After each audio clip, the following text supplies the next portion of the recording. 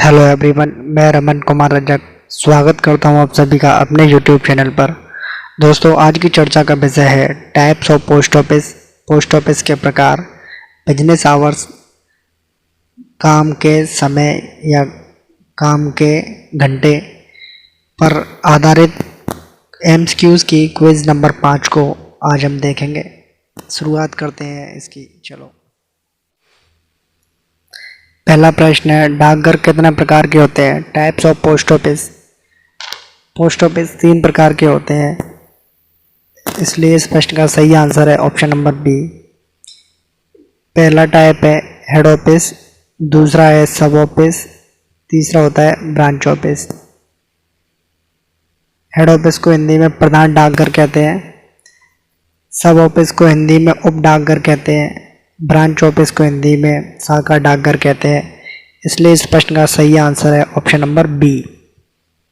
Question number 2, प्रधान डाकघर के प्रभारी अधिकारी को क्या कहा जाता है? ऑप्शन ए प्रधान post master, option B post master, option C शाखा डाकपाल, ऑप्शन डी उप डाकपाल।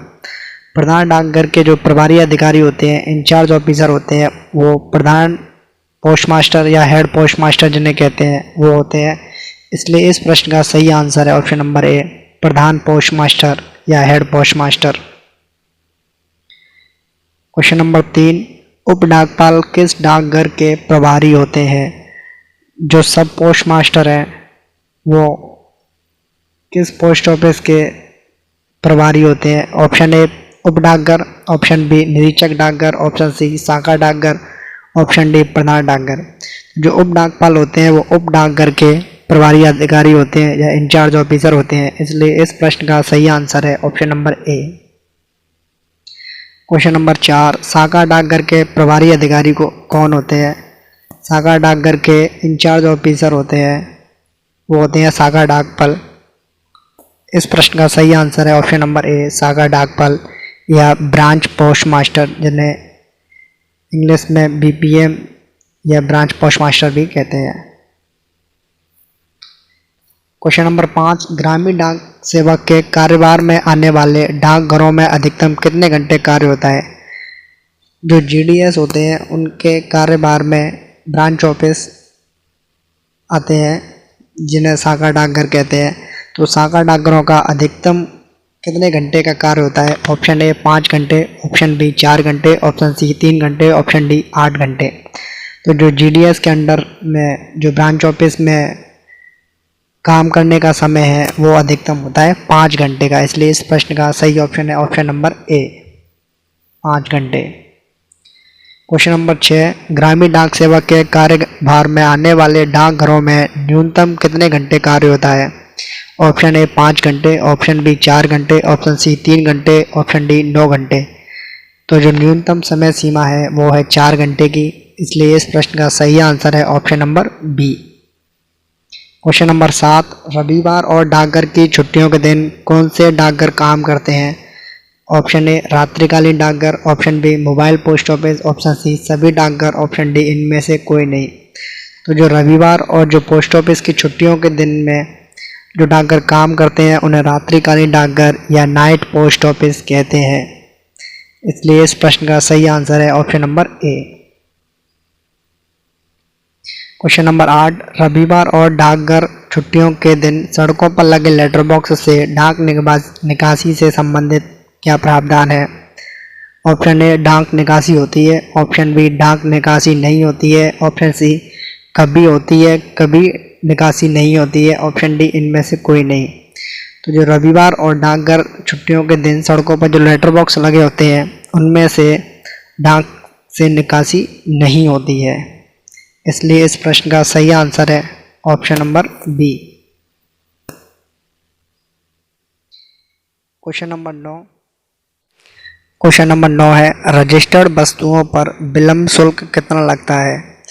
अगर कोई डाकघर में सामान्य अनुसूची काम के घंटों के बाद या निर्धारित जो काम के घंटे हैं या समय सीमा है उसके बाद में अगर कोई पत्र डालने या रजिस्ट्री बुक कराने जाता है या गैर रजिस्ट्री वस्तुएं देने जाता है, तो ये पूछा गया है कि रजिस्टर्ड वस्तुओं पर विलंब शुल्क कितना लगता है। ऑप्शन ए 3 रुपये, ऑप्शन बी 2 रुपये, ऑप्शन सी 1 रुपये, ऑप्शन डी 5 रुपये। तो जो रजिस्टर्ड वस्तुएं हैं उन पर विलंब शुल्क जो लगता है वो है 3 रुपये। इस प्रश्न का सही आंसर है option number A. Question number 10, गैर रजिस्टर्ड वस्तुओं पर विलंब शुल्क कितना लगता है। ऑप्शन ए 3 रुपये, ऑप्शन बी 5 रुपये, ऑप्शन सी 2 रुपये, ऑप्शन डी 1 रुपये। तो जो गैर रजिस्टर्ड वस्तुओं को देने जाते हैं तो उस पर विलंब शुल्क लगता है 2 रुपये, इसलिए इस प्रश्न का सही आंसर है option number C. Question number 11, रविवार को रजिस्टर्ड समाचार पत्रों और रजिस्टर्ड अखबारी पैकेटों को बिना विलंब शुल्क के किन कार्यालयों में स्वीकार कर लिया जाता है। ऑप्शन ए प्रेस छटाई डाकघरों में, ऑप्शन बी रेल डाक सेवा कार्यालयों में, आरएमएस ऑफिस में, ऑप्शन सी रात्रिकालीन डाकघरों में या नाइट पोस्ट ऑफिस में, ऑप्शन डी उपयुक्त सभी में।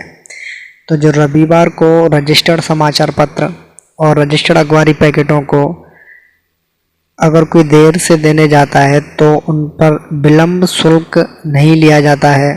तो वो ऑफिस हैं, वो तीनों ऑफिसों में ही विलंब शुल्क नहीं लिया जाता है, इसलिए इस प्रश्न का सही आंसर है ऑप्शन नंबर डी, उपयुक्त सभी में विलंब शुल्क पर छूट दी गई है और इन समाचार पत्रों को और अखबारी पैकेटों को स्वीकार कर लिया जाता है बिना विलंब शुल्क के ही। क्वेश्चन नंबर 12, डाकघर के लेटर बॉक्स या डाक गाड़ी के लेटर बॉक्स में किन वस्तुओं को नहीं डालना चाहिए। ऑप्शन ए रजिस्टर्ड वस्तुओं को, ऑप्शन बी गैर रजिस्टर्ड वस्तुओं को, ऑप्शन सी फ्रैंक की हुई वस्तुओं को, ऑप्शन डी इनमें से कोई नहीं।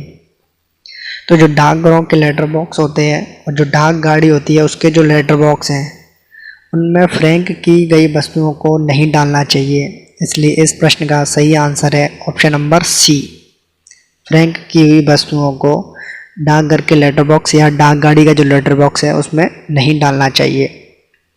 क्वेश्चन नंबर 13, डाक टिकट एवं स्टेशनरी की बिक्री कब की जाती है।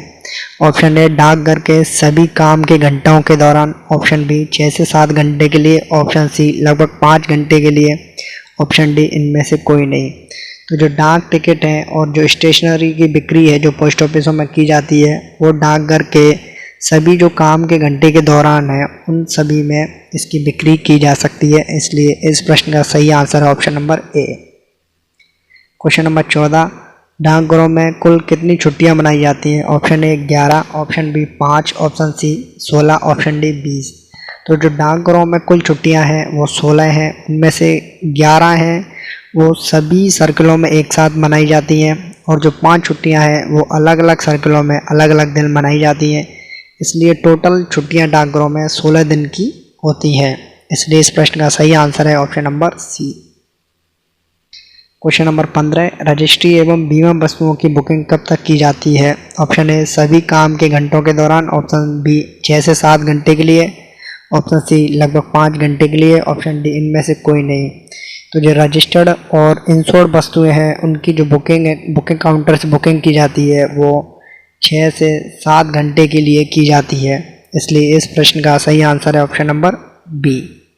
और जो मनी ऑर्डर जारी करते हैं, पोस्टल ऑर्डर जारी करते हैं और बचत बैंक से संबंधित जो कार्य हैं वो पोस्ट ऑफिस में लगभग 5 घंटे के लिए किए जाते हैं।